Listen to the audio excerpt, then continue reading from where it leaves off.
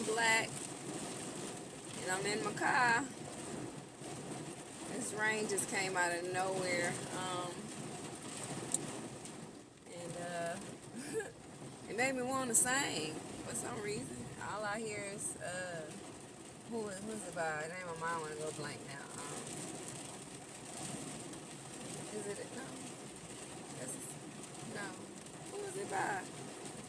Sometimes it's soft as me, stiff rain. This ain't no soft rain, but that gently touching my soul. It goes the fire that burns in me, and I simply lose control. I ain't losing control, but so just rain down on me. Let your love just fall like raindrops rain on me. Just rain down on me.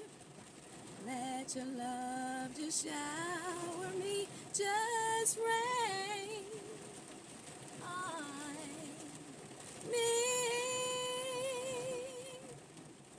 Full as a dam at capacity. Passion's about to explode. Yeah, I can't escape. It's surrounding me. I'm caught in a storm that I don't need no shelter from. Rain down on me. Let your love just fall like raindrops rain on me. Just rain down on me. Let your love just shower me. Just rain on me.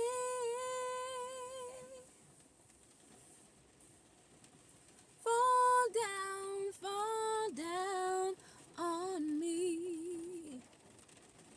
Let it fall down, fall on me. Just rain down on me. Fill me with your loving touch. Rain. I wanna feel your love is real, so just me.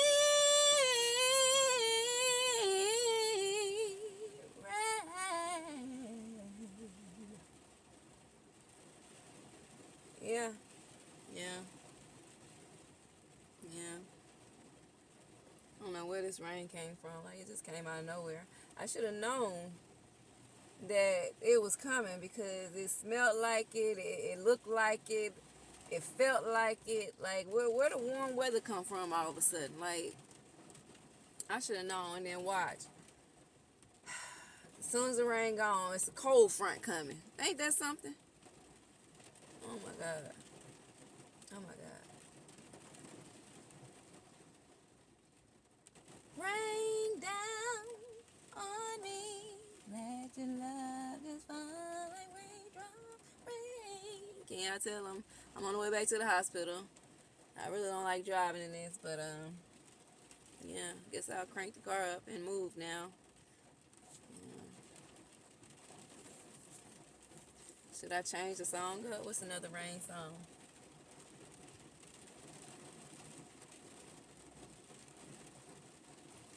Send it on down, send it on down, send the rain down, send it on down, send it on down, send the rain down. waiting to feel some holy drops from you. Lord, we are willing to go through and through. Shower down a blessing on your people. Lord, we need you to shower down your blessing on us. Send it on down, send it on down, send the rain down, send it on down, send it on down, send the rain down. Oh, we need to feel some holy drops from you. Lord, we are willing to go through and through. Shower down a blessing on your people. Lord, we need you to shower down your blessing on us. Send your rain down. Oh, we're waiting here. Let it fall fresh on me. Oh, we need to feel. Let it fall. Send it on down. Send it on down. Send the rain. Oh, it's starting to rain. The rain stopping. Send it on down. Send the rain down.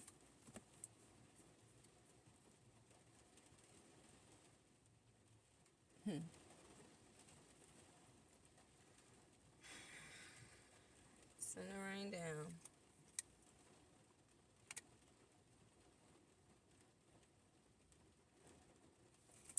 Y'all, so I've been asking God, like, why? I ain't tell you not to question God, but I do. A lot. A lot. And, like, I haven't been singing. I haven't been singing at all lately. No, it just hasn't been in my spirit like that. And when I hear myself sing now, it doesn't sound like me. So I just prefer not to, you know. And then, like, I'm in a space now where I'm feeling like, you know, God told me to talk, you know. He didn't tell me to sing. So, same thing that I had to hear him say when it came to my grandma's funeral a few years ago or whatever. I actually had to see the funeral in a dream before it ever happened. And I knew it was my grandma's funeral because I knew the purple, like, that was her color, you know what I'm saying? It was purple. Everybody had on something purple or whatever. And for some reason, I had to see myself standing up there speaking at her funeral. And I didn't understand at the time. I just kept hearing him say, you know, I didn't tell you to sing because it's like my family wanted me to sing. I was asked to sing at my grandma's funeral. And I planned to. I was going to sing. I was planning to sing. And when I tell y'all, the days before the funeral, when I say each day, my voice went, like, it was worse and worse to the point where it was like I was barely speaking. Like, you could hear what I was saying, but if I tried to sing, nothing. And you know, some people in my family, they was trying to get me, you know, take medicine and, you know, do whatever to try to get it come back. And I was trying to do that. I really was doing that. But I had to keep hearing God tell me, I didn't tell you to sing. I said, I need you to speak. I need you to speak at this funeral. Because it was a lot of things that he wanted me to speak about. And that was the perfect place because everybody was there. People from, of course, the family. And then when you talk about the friends of the family and the extended family, everybody was there. They showed up. They showed up for my grandma. And he said, I need you to speak because there's some things that need to be said when it comes to a lot of things that's been going on in this family. And this is what's going to go. At the time, I did not know what I was supposed to say, you know, and I knew he did that on purpose because when I say everybody was coming at me, certain people, I ain't gonna say everybody, certain people was coming at me, like people I didn't even think was gonna be hitting me up. I was getting calls late in the night asking me, well, what is it that, that you're gonna have to say, or what is it that God is telling you to say? And all I could say was, I don't know. I don't know. He hasn't told me those things yet.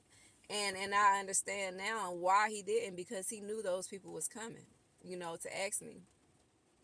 And knowing me, I would have told them, because I don't want no beef. I don't want no beef. I don't want no turkey. I don't want none. I don't want no smoke with y'all people. You know what I'm saying? And this family. You know what I'm saying? Like, I don't want none of that. I love y'all. You know? And yeah, I had people come at me crazy. Like, I never would have thought, because I could not tell them what it was that God was gonna have me to say at this funeral. And I was told, like, straight up, like, if you basically don't come to the funeral if you need to speak. If you're gonna have to speak, don't come. Like, don't come to my own grandma's funeral. And at that time, I really let it get to me. I really let it get to me, and I hate it now, but it is what it is. All the things that he was gonna have me speak about has came to pass. And some bad, bad, some good, whatever. But my grandma, she was the head of this family, and a lot of things that happened and was talked about, a lot of stuff went through her. You know what I'm saying? Like, whether she knew about it, or it got to her and she talks about it, or she didn't say nothing about it. She knew a lot that was going on in this family. And I used to tell people, I felt like my grandma was the news station, and it's some real. Hey, we got to talk about it. It is what it is. I felt like she was a news station because she carried a lot of news back and forth. She was kind of like the middle person in a lot of situations that she really could have put a stop to, or she really could have changed the dynamic of a lot of things. But because it's so much messiness in a lot of people's family, you know what I'm saying, that's just what it is. Don't get me wrong, I love my grandma. Me and my grandma had the type of relationship where when I was younger, she ain't had nothing for me. Like, she ain't had nothing for me. She talked junk. Everybody was nigga this, nigga that, big nigga, pregnant nigga, black nigga, ugly nigga, whatever. That was her word. He was a nigga. And everybody that know grandma know that's grandma. But we didn't have the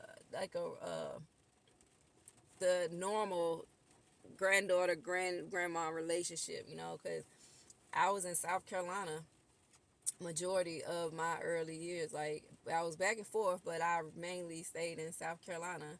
And I just was like, what is wrong? I'm like, why she don't like me? Like, I just didn't understand. I didn't get it. But it wasn't that she didn't like me. It was, I think it's because she saw a lot of herself in me. And I'm saying this today. I've never said that before, but I believe that's what it was. And when I say she used to talk junk to me, when I learned how to talk junk back, because I had to come to a reality check that old people, they think they can say anything to you, and they don't care how it come out. Like, call you whatever they want to call you, and you just supposed to take it like a kick in the cooch. You know what I'm saying? Like, who? So I used to come up here, visit or whatever. And when I was staying at my grandma's house, I always had something to say to me. Always had something to say to me. And I used to take it like so hard, because I'm like, you don't do that to nobody else. Like, you don't do that to, I don't want to say no names, but you don't do that to none of my other cousins. You know what I'm saying? My girl cousins. But you do it to me. Now, mind you, I was always on the heavier side. You know what I'm saying? I was always thick for something. I was always biggest one. You know what I'm saying? 5th grade, I was in a C cup. 5th grade, I was standing 5'9". So that means I was taller than everybody. I was bigger than everybody. You know what I'm saying? I was in a C cup. Most of the girls in 5th grade at Croswell Elementary School, they was still flat chested. They was A cups, training bras, cute little bras. I'm walking around here a whole grown woman by the chest. Period. So I dressed, like I dressed, I was a kid, but when I got, this is more so high school and middle school, where I would just dress how I wanted to dress, not thinking about, oh, I'm thicker than everybody else, or I'm heavier than everybody else. I just wanted to put the clothes on, still presentable. But my thing was, my grandma, she always had something to say about me, to the point where one summer I came to visit. My grandma had this garden, and this is the neighborhood over what, Rebel Forest, Nathan Drive. If over by Old Jonesboro South and Jonesboro North. Like, we was over that way. It was in that neighborhood, and basically most of my family stayed in this neighborhood somewhere. But my grandma's house was the house with parties, like everything. Like, the parties used to be so on point. Everybody used to be there. Like, the MARTA bus couldn't get through on the street. Like, it would have to just slow down till everybody kind of moved out the way, or whatever. But it was always, like, never had no problems like that. But she had this garden in her yard or whatever on the side of the driveway or whatever. And this one particular day I was there, like, I was just fed up. I was fed up with my grandma and her mouth. Like, cause she didn't talk like crazy like this to nobody else. It was just me. And I didn't understand, like, you trying to hurt my feelings or what? Like, so this one time I was just like, I'm over it. Like, I'm finna get back with her. Look, what's up? So I was waiting for her to say something to me. She's standing in her garden, plowing the garden, or hoeing the garden, or whatever you want to call it. Getting ready to plant collard greens. My grandma, I can never forget it. My grandma had on like a long dress, I don't know if it was a jean dress, but it wasn't no house dress because she had on like a shirt, but it was like a dress, long skirt. And the skirt, it had a split in the back, but you could tell where she had then sat down and that ass spread it and it ripped. The split came up more. So I don't know if she knew the split was that high or not, but man, I was ready. I had on this little gray skirt set, and it was a zip up jacket. It was gray and red, and it had a hoodie on it. And I know the skirt was short, like it came under my butt. My butt wasn't out, none of that, but it was over my knees, and my fingertips went right on past it, and I didn't care. It was like mid thigh. So, cause I'm looking at, like, anybody else wear it, you ain't gonna say nothing. So this particular day, my grandma, she just kept at me, you know what I'm saying? And if you know Atlanta, you know what Stewart Avenue is. You know the story behind Stewart Avenue. Now, Stewart Avenue, if you don't know, that was like the host stroll. Like, that's where the ladies of the night, as they call them, was. And my dad used to be a pimp, so my dad had, whatever going on. He had the gangster white walls, all that stuff, back, before I came about and all that. That's another story. But my grandma, she used to always tell me I belong on Stewart Avenue. What is that to tell your grandchild, like your granddaughter? Like, what is that to tell her? Not your down the line granddaughter, or yo play granddaughter, or somebody that's just in the family. Like, they ain't no blood relation. I'm your daughter's daughter. Like, what kind of junk is that? You belong on Stewart Avenue. What have I done to you, in front of you, around you, for you to feel like I belong on Stewart Avenue? So this particular day, she said that, and she kept calling me a hoe. And this day, I'm looking at her over in the garden, hoe in the garden, with this split up her crack, right? And I finally said, Grandma, if I belong on Stewart Avenue and I'm a hoe, where did I get it from? And if you say my mama, then where did my mama get it from?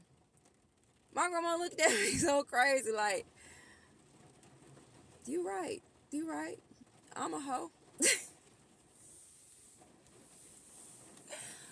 I said, Grandma, you got to be something because that split is up your crack and all your butt is out. Like, if you have no draws, I was like, all your butt is out. And she just felt back there and gave me like a little laugh and she kept hoeing her garden. Like, this girl, she lost her damn mind. Let me leave her alone. Let me leave her alone. Because I was over it at that point. I had to took it. Like, every time I would come to Georgia to visit from South Carolina, she had something to say. And I'm like, Grandma, Keisha and me, they can walk by with the same outfit on and you won't say nothing. You won't say nothing. And at that time, my cousins, they were slim. You know what I'm saying? They had shapes out of this world. I always wanted them shapes. So, but I'm just like, why you always gotta say something to me? Like, I ain't doing nothing. I'm just sitting on the step watching you. Like, so why you always gotta come at me crazy? And like that was our relationship dynamic then, like when I was younger. But when I graduated and I moved to Georgia,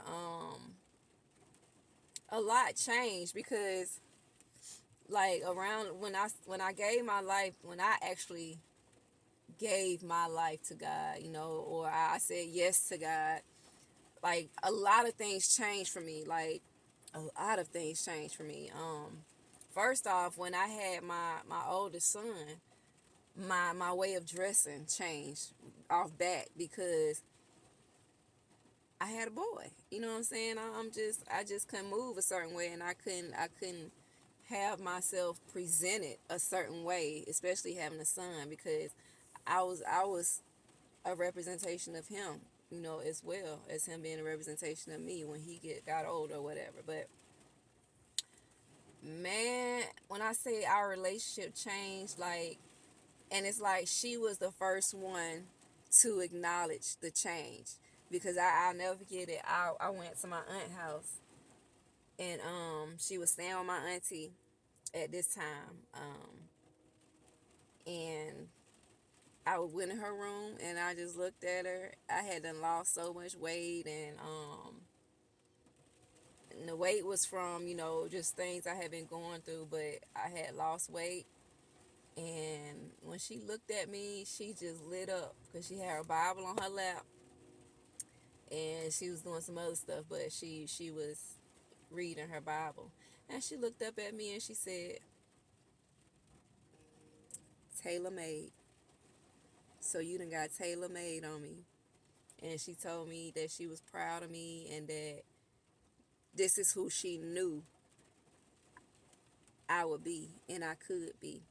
Um, I didn't even, like, I was messing with it. I was like, oh, so I ain't no hoe no more. I ain't looking like no hoe. You ain't gonna call and tell me I need to be on Stewart Avenue. She was like, no. She said, you looking like me up in here now. Like, you done got TAILORMADE. And that was my grandma's name for me. From then and on after until she passed away, it was TAILORMADE. I was still Sarita, but when she saw me and I would hug on her and love on her, that's what she addressed me as, TAILORMADE. You know what I'm saying? Because she was like, that's I see you. Because I knew what was going on in me. Others didn't, you know, because they were still seeing Riri or just Sarita or whatever. But my grandma saw it, you know, and we ended up having like this unspoken, like, bond, honestly. You know, even when I didn't get to see her or whatever, it's like we never skipped a beat when I would see her, and she was like, TAILORMADE, there she go. And it was like I was so happy because she didn't leave here calling me a hoe and telling me I need to be on Stewart Avenue, you know, even though Stewart Avenue, I think it's Cleveland Avenue now, but she didn't leave here like that.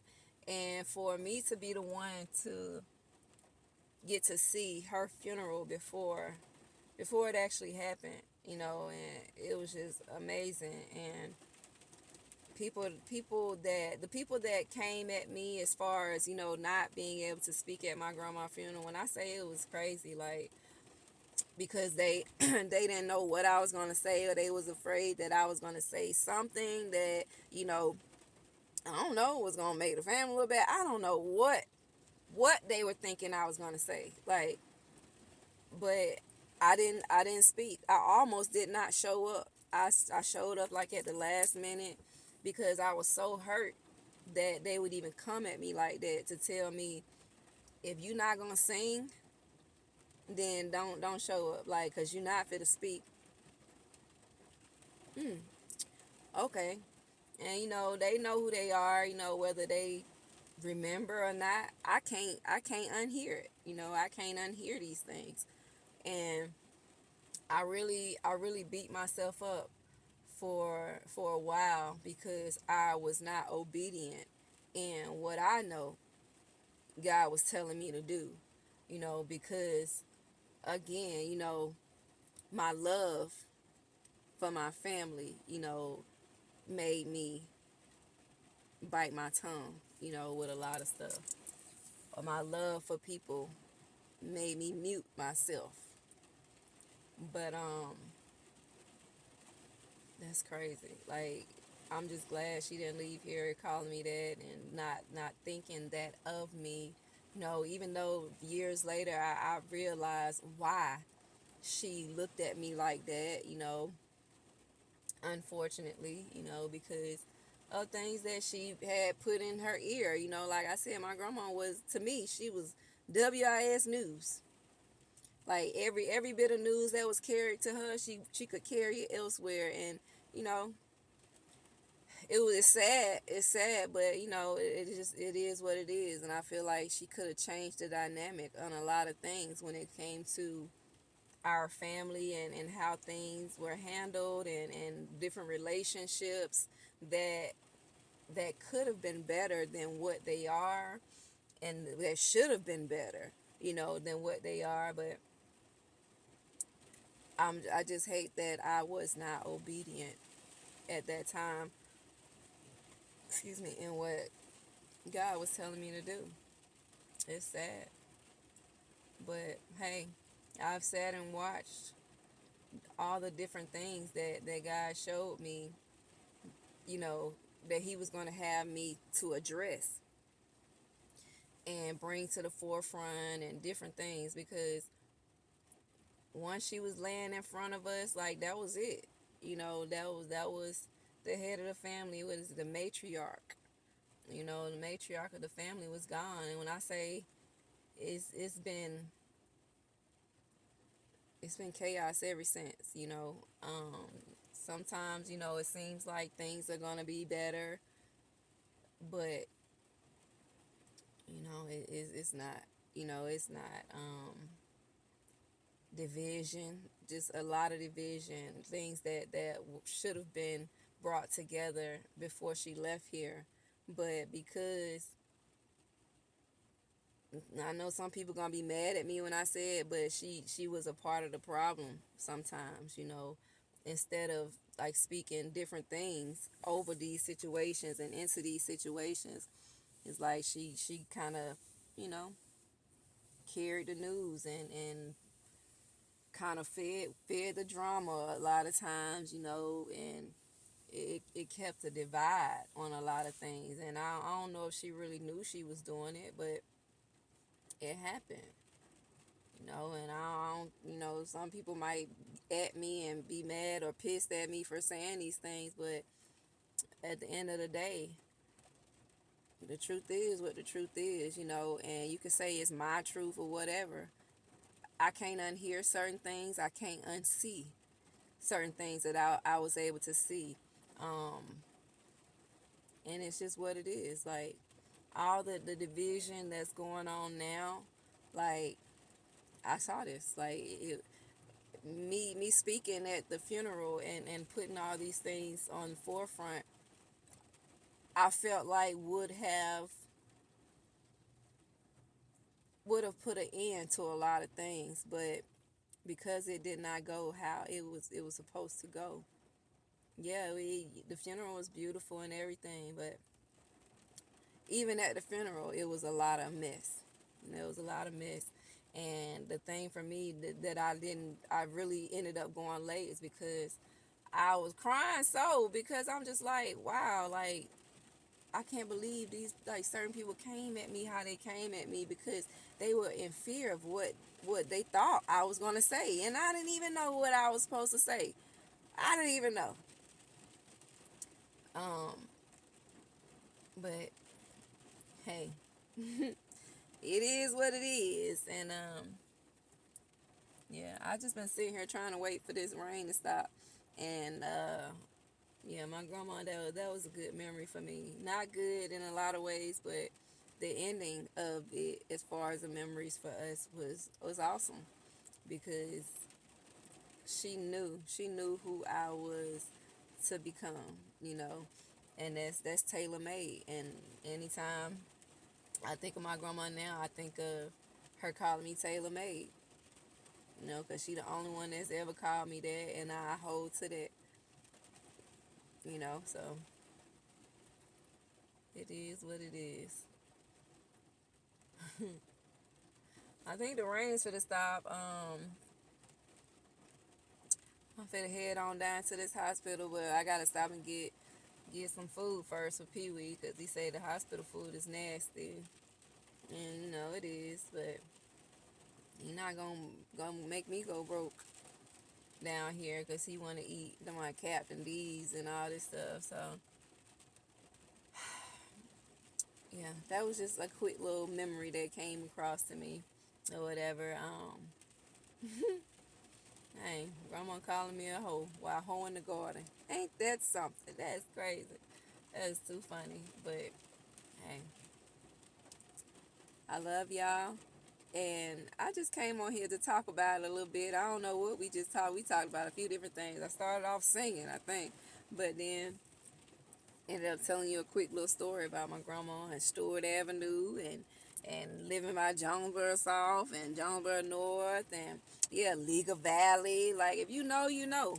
You know what I'm saying? So people tell me you're not from Atlanta. You're not. Yes, I am. Just because I spent a lot of time in South Carolina, I'm from Atlanta, Zone 3 at that. Born at Georgia Baptist. Yeah, that's in the heart of Atlanta. They say if you Georgia Baptist or Grady or Crawford Long and all that different, then you Atlanta. You Atlanta. So yeah. So yeah. Cool beans, y'all. I'll holler at y'all later. I come back to talk to y'all about something else, you know what I'm saying? So, alright, Shawty.